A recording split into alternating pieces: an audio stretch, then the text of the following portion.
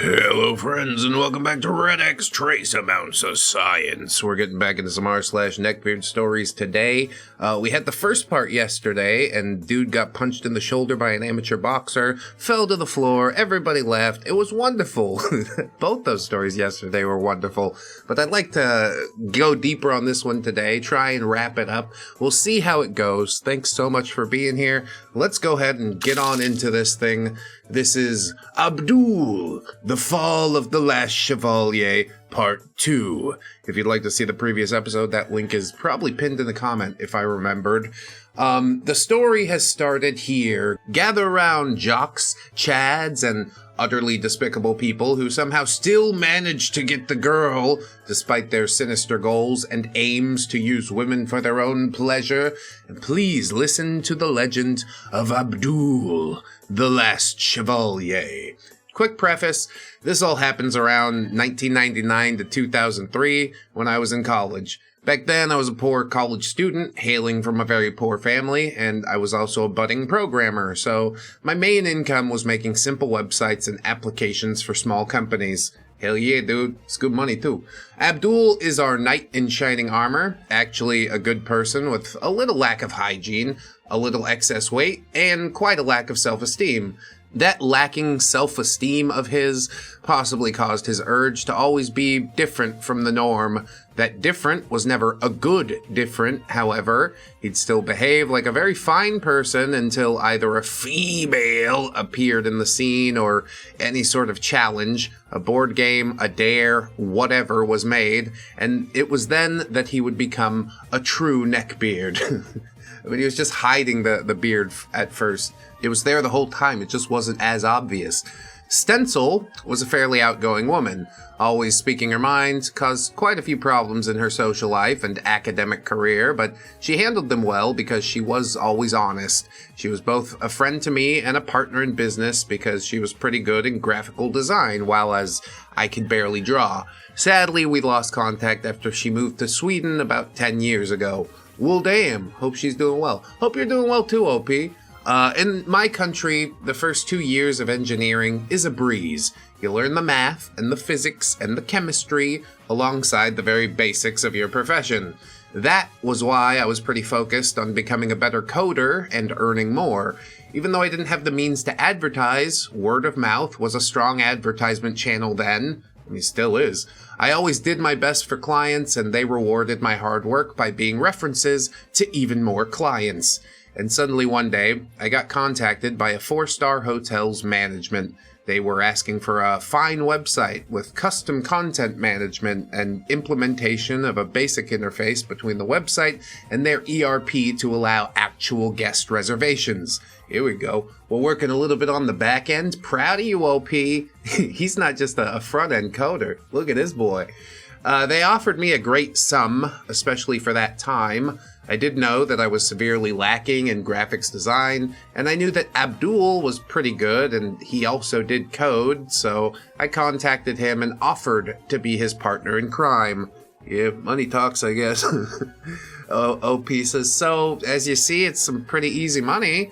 It might be taxing to complete the website in a reasonable time frame, but if we manage it, it's gonna be an incredible reference. Abdul, no problem. If you want, I can finish the whole project in a month by myself. I have great expertise. I was overjoyed. The task was a bit too much for my 18-year-old newbie self. OP, okay, well then I can do this easy task and that one and the other easy task, and if you can handle hard tasks by then, well then we'll have half the job finished. I would ask you to do the graphics, but that part's much too important, so I'm gonna go find a graphics designer. Abdul. Huh? Why? I'll do the graphics too. I'll finish a few templates this week so the customer may choose one of them. It's easy for me, but I'll get 75% of whatever we get. OP says, that's a deal then. Which really is enough. 75? What the fuck are you talking about? I'll give you 55. You ain't lifting that much more, unless it's Abdul doing the back end of the website. I happily started doing the tasks. I repurposed a content management template that I had to allow content in multiple languages. and I added the other bits that the customer needed in the website. And the week passed, and of course, there were no templates to show the client. Abdul was indifferent, claiming that he was too busy with the code, and the code is much more important. So we should be finding a graphics designer. At least we all agree on that. And so here comes Stencil, a gorgeous, petite, dark-skinned woman that I was able to find. She was majoring in math, so she was doing her best to add coding to her CV, but Photoshop was more suited to her skills than Eclipse. She was pretty fast, too. The moment I told her what her cut would be, well, she had dollar signs in her eyes, and she quickly agreed.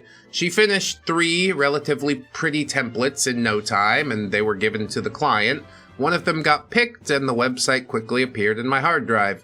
All that was left was the implementation of the interface between the ERP and the reservation system, so we met up with Abdul. I was pretty confident that he was either done or close to completion. Oh, my sweet summer child. You handed the hardest part of the work off to a neckbeard. It's not going to go well. It's not going to go well. Have you ever seen how a little kid stares at his favorite dessert as it cools off on the table? Well, that was the look that Abdul had on his face. Stencil paid no mind. Possibly she was just used to the glances. Hell, even I myself had given her a plenty. This happened especially every time she leaned forward. Abdul was full throttle, though. He designed himself the leader of the project and ridiculed Stencil's design and offered her some one-on-one training, possibly in his bed. Wow, gross.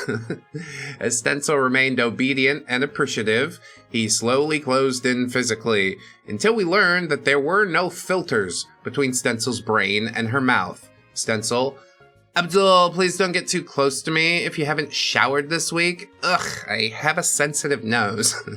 Cue shocked silence from both Abdul and myself. Stencil wasn't fazed, though. She moved on quickly. She said, my design sucks, maybe, but the suckers have accepted the design, and now it's in writing. OP implemented the CSS and HTML accordingly, so we are stuck with this design for now. Now, if you could just finish your part, we can be done. No need to improve something that's already accepted. So, tomorrow evening, can we meet here again? By the way, OP, I have a hosting account lying idle, so why don't you upload it there and give the link to the client? They can't steal your PHP if it's in a website, right? I mean, I don't think they'd want to steal it. What type of people are you dealing with? We nodded in silent agreement.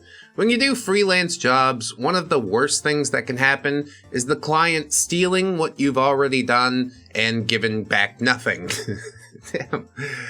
I'm sure it's happened before, but yeah, it's pretty fucked up.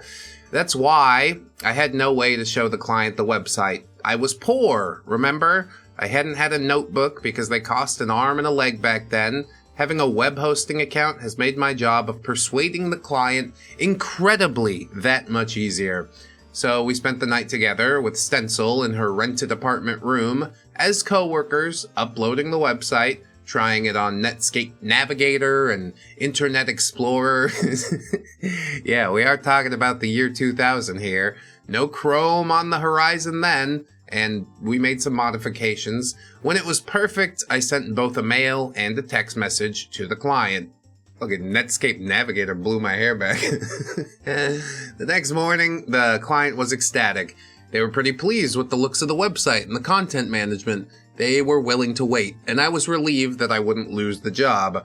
When I met Abdul, something was off. He had indeed showered and put on clean clothes, and was that cologne? Stencil also arrived and sat down to business. The code was, not complete again. I proudly announced that we're not in such a rush now and that the client loved the website, but Stencil was having none of that. She needed the money. Hell yeah, get me paid, bitch. Stencil. What the fuck, Abdul? You said you'd be done today. Abdul. Unexpected stuff happens in coding. It's not as easy as it looks. No, nothing unexpected happens in coding. The computer is reading your instructions as written, okay? If you didn't expect it, that's a skill problem. I guess some unexpected stuff happens. But then you dig deeper, unpack it, you're like, oh, I understand now. Abdul will never understand. Stencil says, okay, but now we have only that part of the website that's missing, so maybe we can go to your room and OP can have a look. Abdul, OP isn't as good as I am. OP, slightly pissed. Yeah, still, 2 sets of eyes is better than 1, isn't it? We don't need to go to his room, Stencil. He has a notebook. Stencil, well, great. Let's check it out there then. Abdul, flustered, remained still, missing his voice. He simply refused to open his notebook and show us what he'd done, despite our best efforts. There's nothing there. I'm a sucker when it comes to trusting people. Stencil was not. She simply gave up. Stencil, all right, looks like he's done absolutely nothing. So, OP, how long would it take you to do it? Abdul, hey, I coded nearly everything. Only one, but... Stencil, shut up. OP, I was confused. Was it possible that Stencil's deduction was spot on? OP says, I don't know, 20 days? It should be much less, but I've never sent requests to a web server from a desktop application, and as Abdul said, if there are that many complications... Stencil, okay, great, so let's call it 10 days, because I really need the money. We already have the website on my computer, so let's just camp at my place like we did yesterday. Never sent requests to a web server. Well, I learned APIs at some point this year, and it opens up a whole new fucking world, I'll tell you that much, so... No time to learn like the present, that's what I say. A young man's mind is filthy, says OP. Stencil meant only what she asked me about. I knew that, but it didn't stop me from blushing. However, Abdul's reaction was even better. Abdul, I understand. You spent the night together, so now I'm cut off and she gets the money that I deserve. OP, what? Stencil, what are you talking about? We worked all night. Abdul, of course. I know how you worked. Yeah, just a bunch of people are mushing their genitals together behind your back. That's what happens every time you turn around. I won't transcribe the entire shouting match here. Of course, we left Abdul alone and went on our way. I started working on the reservation implementation and ta-da! As programmers among you might have already guessed, it was less than a day's job. Yeah, look up the documentation, understand what you're reading, fucking done and done. I was exhausted, so thankfully Stencil took it upon herself to test the system, and I went to my dorm room to retire for the night, only to be stopped by a mutual friend of mine and Abdul's. Friend, OP, did you hit on Abdul's girlfriend? OP, what? Friend, Abdul's telling everybody left and right that there was stuff happening between him and a girl, and you interjected yourself in between them, and the girl suddenly stopped dating him. Well, it's good of you to get both sides of the story, but here's a handy hint for life. Don't fucking believe everybody that somebody hands you, okay? OP says, I was already tired, and I snapped. OP, yeah. He met that girl yesterday for the first time, and her first words to Abdul were, you have to shower. A great love story. Fuck off now. I need sleep. Hence the story of an evil person, me, cock-blocking the poor knight Abdul, has been concluded. This became longer than I thought. Sorry. Possibly I'll come back later and fix the errors. But for now, tiring and I got some stuff to do. Yeah, it do be like that for sure. I'm sad that we didn't get to wrench open Abdul's laptop and see just the abject failure. Like, what did he think was going to happen if you don't do the goddamn work? You're not going to get paid. You're kicked off the project. You're the most useless human being in existence. You thought you could just stand by with your hand out and everything was going to turn out okay? No, I'm glad Stencil sees through all the bullshit. It's ridiculous. And yeah, he's making up a relationship before it's even happened. Before the subject was even approached.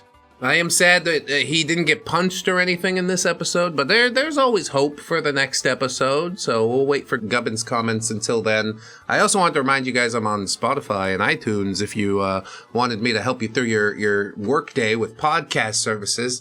So with that plug done, let's go ahead get into the last part of Abdul. The Fall of the Last Chevalier, part number 3, which I believe is the final part. I might have to double check it. Our knight just resisted, even given up on material gain to avoid the advances of a vile woman, and he also got sucker punched by a jealous jock before that. But he'll move on. Why? Because the code of Bushido tells a lot about honor, schoolgirls' panties, and tentacles. What? Wow. Similarly, the code of chivalry orders us to show the woman a real man. But sadly, in that moment, your manliness makes the lady so wet that her chastity belt rusts away into nothing, and a Chad or a jock like you steals the girl. I know I'm not making any sense here. I'm not man enough to understand the intricate details of being a knight in shining armor. Well, takes a lot of practice. Quick preface, this all happens in about 1999 to 2003 when I was in college. Back then, I was a poor college student, making websites for some scratch. Abdul is our knight in shining armor, actually a good person with a lack of hygiene, excess weight, and a lack of self-esteem. He behaved like a fine person until either a female or a challenge popped up, and then he would become a true neckbeard, as you might recall. Stencil's name is briefly mentioned in this part, and she was a fairly outgoing woman, always speaking her mind, which caused a few problems in her social life. I believe you will recall her as well. I had remained pissed at Abdul for about 2 weeks, but I don't know, we were dorm mates. He was depressed, claiming that he was always an exemplary man, but women were shallow and always dated the worst of men. And I had agreed with him then. Oh, you guys are sort of same feather, flocking together. OP says, why did I agree? Well, because I was 18. My main objective with women was getting into their pants.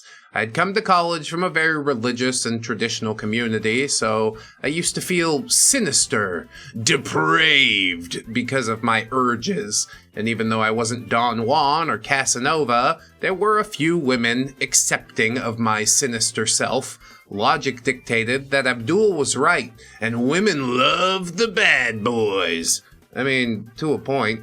Everybody's out here playing the game, They know exactly what we're doing, and the horrible part is they don't even care. But yeah, do at least try to treat them like people. That would be good. By the way, Stencil and I had completed a fairly nice project, and we were swimming in money. I mean, not that. But we wouldn't possibly starve for quite some time.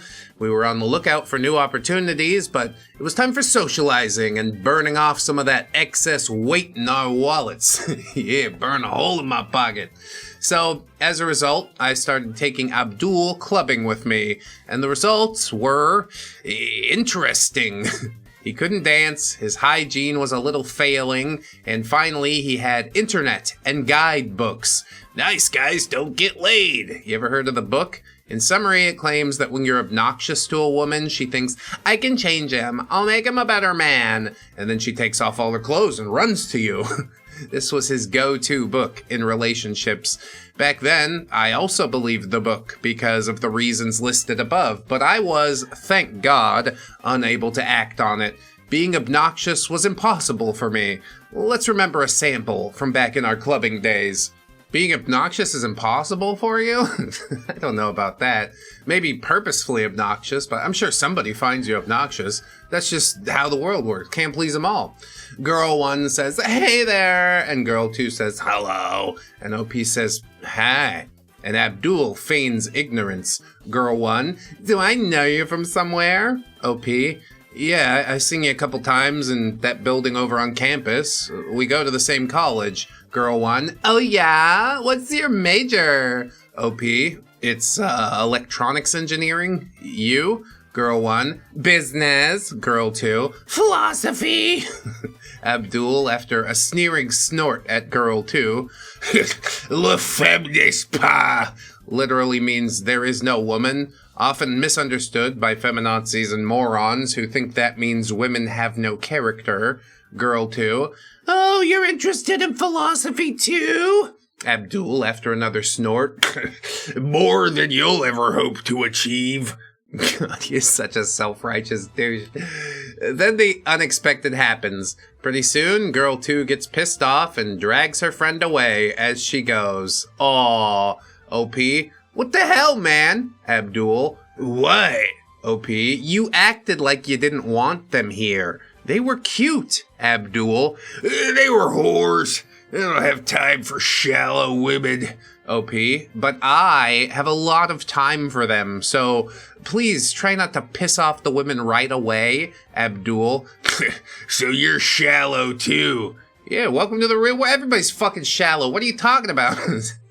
OP, and he wants us to consider that he had ingested a huge amount of vodka by then, so I didn't have my usual social inhibitions. OP says, yeah, I'm shallow, and I want to make the beast with two backs, so please, don't be a buzzkill. I mean, I don't need to drink vodka to tell you that I'm shallow. Wifey and I have both agreed that if we didn't look like we do, then we probably wouldn't have given each other the time of day. Abdul says, I don't have time for this. And then he leaves, only to get even more pissed off at me the next morning for not following and or stopping him. That's all you. What the fuck? Needless to say, it wasn't long before I started to forget to tell Abdul that I was going out to the club. And then one day I found her. No, not a girlfriend. I found a cute, bubbly girl who was into Japanese culture, played Go, thought Hitler was neat, and meddled with philosophy. Thought Hitler was neat. Oh, okay, well, that's one to slide in there. She even told me she wasn't interested in me because I was very skinny and she was attracted to big boys. She was kind of a chubby chaser. She was the perfect match for Abdul. I nagged and nagged until I persuaded her to go on a blind date. I will call her Poor Soul from now on. Obviously, you know why. The date was on a Saturday. Everything was set. That morning, I woke up early, met up with Jab, my gym buddy, and played the role of a punching bag. Sparred with him a little bit. And then my phone rang. It was Poor Soul. She was fuming. She got stood up for an hour, and Abdul wasn't answering his phone. Man, if he doesn't give a shit, I don't give a shit, I'll tell you that. I jogged to our dorm and found Abdul sleeping. I woke him up, and right at that time, Poor Soul was calling again. He answered, and, Abdul, yeah, how are ya? I was sleeping. No, I get ready quick. Don't get your panties in a knot. I'm gonna come... What? I had real important stuff to do last night, okay? I'm a programmer and I... Alright, fine. Suit yourself then. It's your loss, you bitch. And then he hung up and went back to sleep in merely seconds. Well, there you go. Forever alone, and it's your choice. You can't save this person from himself. I remained shocked. Then I left the room to speak to Poor Soul and her boiling rage as my phone started ringing. But it's understandable, right? Because of her anger issues, she had just missed her life's greatest opportunity. A date with Abdul. A sensible woman would just offer to come to Abdul and wait patiently till he woke up and offer her service, possibly, some quick morning boom boom, breakfast in bed, but she lost her chance. Psh, that poor soul. That's really over the top. If you have a first date where she comes over and makes you breakfast in bed, that's sold. I don't care how shallow I am, I'm immediately interested. And so, hence, the third part of our saga is concluded. Forgive me, I'll proofread it later. Sorry in advance for errors in my typing. Oh yes, you're quite forgiven there, OP. It's worded weirdly in some parts. I think that's because English isn't the first language, but thank goodness that woman avoided a date with Abdul. It was good of you to try and set him up, but yeah, he's determined to fail, is what it seems like to me. How did you boys feel about the saga of Abdul? Abdul strutted like a samurai but coded like a screensaver. All swagger, zero commits, just BO and bravado. Pathetic. Gubbins. Zero commits indeed. Not committing to the date, not committing anything to GitHub. He doesn't know how to code. There's no proof that he knows how to code. He just says that he does. It's a thing that I can say I can do without having to actually prove anything to anyone. Ridiculous. Abdul's last Chevalier vibe is just cargo short court jester. Swagger borrowed, dignity pawned. he will rot alone. And he will deserve it, Dark Gubbins. He will rot alone. I love it. Yeah, that's some savagery. Abdul's definitely a mess. Unfortunately, that's all we get for this one, which is sad. There's no grand climax or anything, just him being a lazy piece of shit, which I guess is what we should come to expect. However, OP does have some other posts. One of these subreddits is called r/bronycringe, which looks pretty interesting, so I'm gonna get a taste of that, and that'll wrap the episode, I think. So one more story, let's get into it. Why I couldn't buy my daughters the toys that they wanted. Oh no. They couldn't get a Pinkie Pie because fucking weirdo Neckbeard's in the line? This will possibly be my only post here. First and only post. I specifically searched for this subreddit. I do need to let off some steam and vent, so forgive me if this is inappropriate. Quick preface, I'm a coder who often works in projects in other cities as a consultant. I'm also married with 2 daughters. Hey, up top. Today, I was in an interview for my next project in a metropole, and I was done early because of a special team leader's mistake in my last project, so we had a little bit of excess money to spend. So I decided, why not buy your daughters some toys, OP? Yeah, take these project funds and use them to buy toys for your children. Super. So I walked into a local chain similar to Toys R Us and found a huge set of some kind of My Little Pony castle and some kind of airplane collectibles called My Littlest Pets. Imagining how delighted my daughter's cries of joys would be, I started heading to the counter with a wide grin on my face. Yes, trying to do a nice thing. The road to hell is paved with good intentions. I then stopped in the line, waiting and listening to 2 very obvious bronies about the ages of 20 to 25, and they were cheerfully speaking about the sets that they were buying. Then I looked to my left at a mirror, and a 35-year-old guy is grinning widely and holding a huge My Little Pony set, and another full set of smaller animals stares back at me, and I gaze at the shop assistant, a young man who doesn't care at all to hide the disgust in his glare. Sitting at a cafe right now, sans the toy sets, seething now. Thanks, Obama! I mean, bronies. What the hell is going on here? So he snatched the toys out of your hands? Is that what I'm understanding? Or you just never got them because the 35-year-old man swooped them first. I mean, it's weird that he would even want to buy those things, but first come, first serve, Finders, keepers, losers, weepers. I'm sure this subreddit has some more juice in it, doesn't it? Well, I'm gonna go check the top posts of all time, see how that goes. My God, this subreddit truly is hell on earth, There's not many text posts, it's a lot of memes, but we should do it right alongside r/just Neckbeard things. I don't know if bronies are still popular or out there or whatever, but here's one of the posts that I found.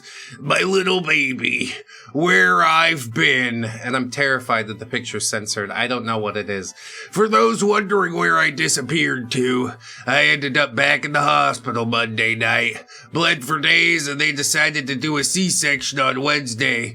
I had a 50% placental abruption. Doctor said if they would have held off any longer, I would have needed a blood transfusion. But here she is, born at 32 weeks, 4 days from their charts, Pinkamena Zecora.